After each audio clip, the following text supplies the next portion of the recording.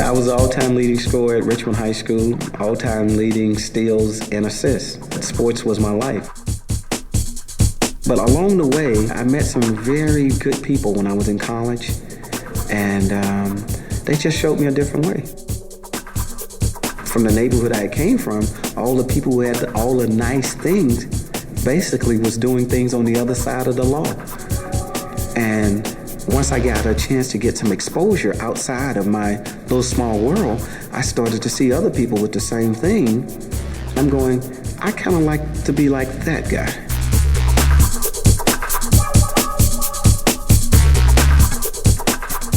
When I first took the job at Richmond High School, they basically had no nets on the goal, they had no shoes, they had no socks.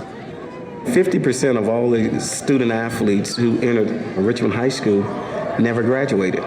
They was almost dead last academically in the state of California. Richmond High School needs a lot of attention. I mean, it's a lot going on there. They're taking the sports out the school right now. I mean, it really do, because a lot of kids, despite the fact it's not a great athletic school, it still got kids in there who wants to be somebody. 2 weeks ago, the school board shut down all the athletic programs in Richmond because the taxpayers didn't vote for a referendum that would have given money from the taxes into the schools to fund athletic programs. So there are no more athletic programs in the school system in Richmond. I'm not saying this is not going to be a challenge.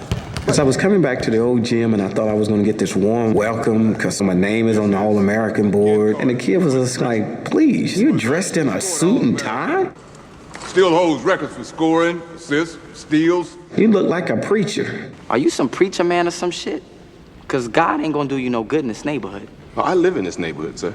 Sir, can you believe this uppity Negro? Sir. You really are going to need God if you think you're going to come here and make us act like you act and say yes, ma'am, and no, sir. That's not happening. Sometimes I felt like he was too serious, you coming at me wrong. I mean, I didn't like him. He was just hard-nosed. If you didn't do what he said, that was it. You're not playing, or you're going to do 100 push-ups for every time you talk back to him. So he was just mean. Coach Carter tried to make me play JV. I was a sophomore in high school, better than half our varsity basketball team. I wasn't about to play JV. When it comes to stuff like this and basketball, he's real serious, suit and tie type of guy. On game day, you're gonna wear a tie, and you're gonna wear a white button-down shirt, and you're gonna wear your sports jacket. Although you don't play. It's as simple as that. I'm going to give you contracts. If you sign and honor your side of them, we are going to be successful. Damn, do I get a signing bonus for signing this contract? Yes, sir.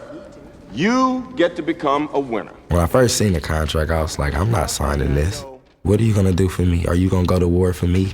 Are you gonna, if I'm being done wrong in a classroom, are you gonna go tell my teacher she's wrong? Are you, if I'm being done wrong by a referee, are you gonna tell him he's wrong?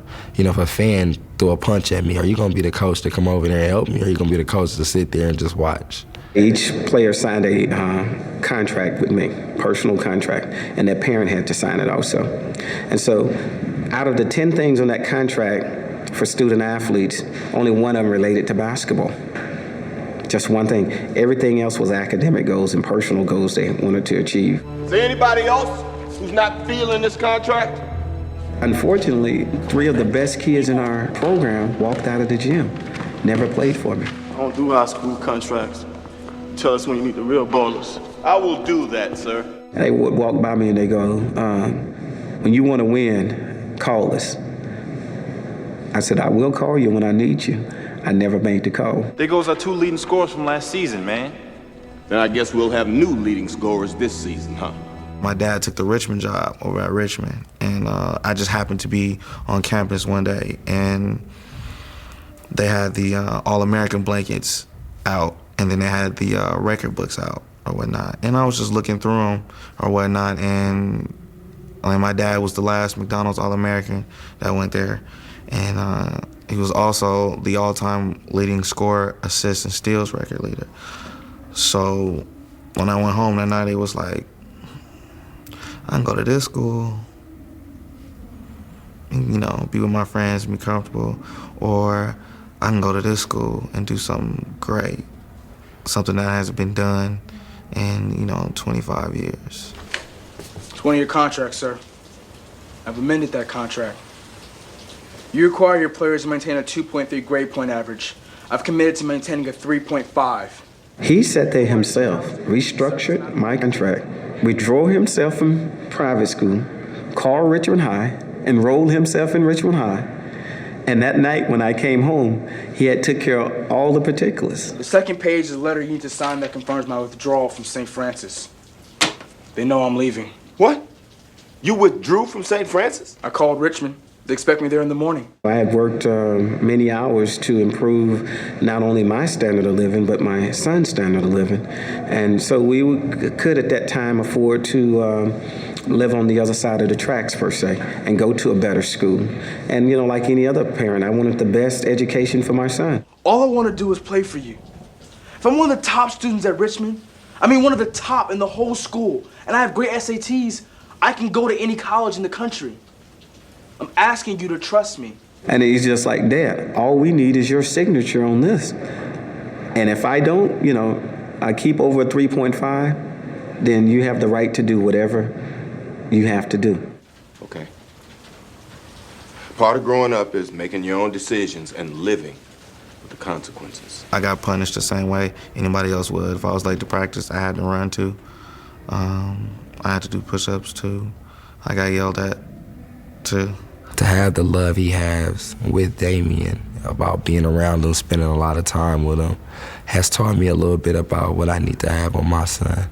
Not so much that I want to coach my son when he gets a little older, but I just want to be close to him and, we be able to talk about anything. And, watching Coach Carter and Damian together, it really has given me an insight on what a father can be and should be. Faith has it that he ended up going to Richmond High School.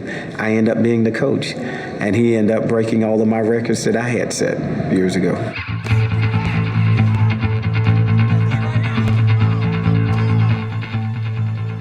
To be successful, you need help. And so I wanted them to start seeing the team and the love that a family has. And it comes from my 7 sisters. I was one of the most nurtured kids in America. I distinctly remember growing up, way back in Mississippi. And I can say that I'm actually proud of it now that I'm here in California and most of the family is here. There's one thing that I don't see here a lot, and it's close-knit families. And if one needs, everybody gets together and gives. Coming from a family with 7 girls in it, he tends to be slightly more aggressive and sensitive to things than most other people. And he brought that to his coaching sensibilities. I love my teammates to death. Now, me and my coach didn't always get along. I got kicked out of practice about 100 times a year. But, my love for my teammates will never stop. Even now, I still love them to death.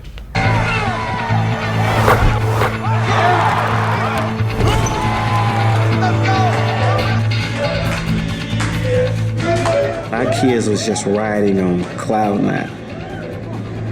This team was the best start in our school's history. We were 13-0, and we was undefeated on all 3 levels, the freshman, the junior varsity, and the varsity. I remember one time in a game we had, I was like, slow it up. And he had called a timeout and he chewed me out, slow it up. I say when we gonna slow it up. We ain't slowing it up, we was already up by 20 points. He said, we gonna go get him. He called out and the very next play we ran, slam dunk, press the ball, come back, and just, I think we went on a 12-0 run after that. The community had signs in the windows and stores, go Allers, Richmond High is #1. You go into the local barber shops, you don't have to pay for your haircut now. Our kids were like celebrities. They was like rock stars in the city. Everywhere you went, they was talking about Richmond High basketball. And the community just embraced this team.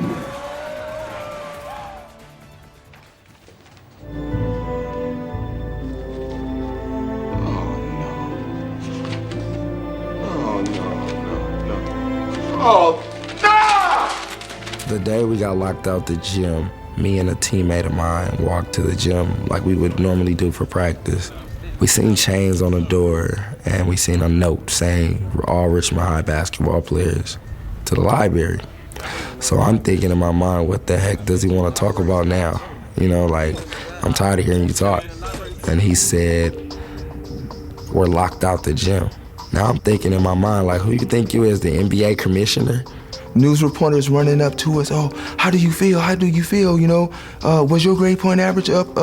Or you know, why do you think the coach did it? And do you applaud your coach, or do you disagree with him? And I'm like, oh man, it just came at me just too much, too fast. When he came in and telling me about how the kids were failing in school, I really was 100% by his side, because I know how I felt. One of mine didn't do so well in school, you know.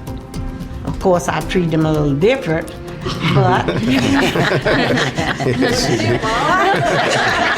there's a little different technique that really works out. Our kids just wasn't being good citizens. Our school district requires a 2.0 to play basketball in our district to be eligible. All our kids had met that standard, period. They was all eligible, as far as the school district says. But in our contract that they signed, a personal player contract with me, which the mother signed or the parent signed, the coaching staff signed, and the player signed, stating that they would at least carry a 2.3. You snake. Miss. No, miss me, snake. Mr. Carter, you remember me? Now, after all the things that my son has been through for your team, for you to go and lock up this gym like this, how dare you? Of course, his heart was broken too that kids were failing in school. I said, there's going to be a lot of people angry at you, which was. And being a mother myself, you know, wow, why would they do it to my kids? That's just the way I was born. My mother, when she would leave, she would put basically one person in charge. But if any of us got in trouble, she punished all of us. I already got a 2.8. And I'm sitting on a 3.0 coming into next semester, so what do I need to work on my grades for? It was like, you know, I'm working hard to keep my stuff together and I gotta sit out. But, you know, we win as a team and you lose as a team, so we might as well be locked out as a team also. I was mad because I was like, why can't just the ones that are passing play and the ones that aren't passing not play? Just like, I mean, that's how the football team does it. If you're not eligible, you don't play. Yeah, I wasn't into it. I really wasn't into the lockout. I was like the bah humbug, Uncle Scrooge.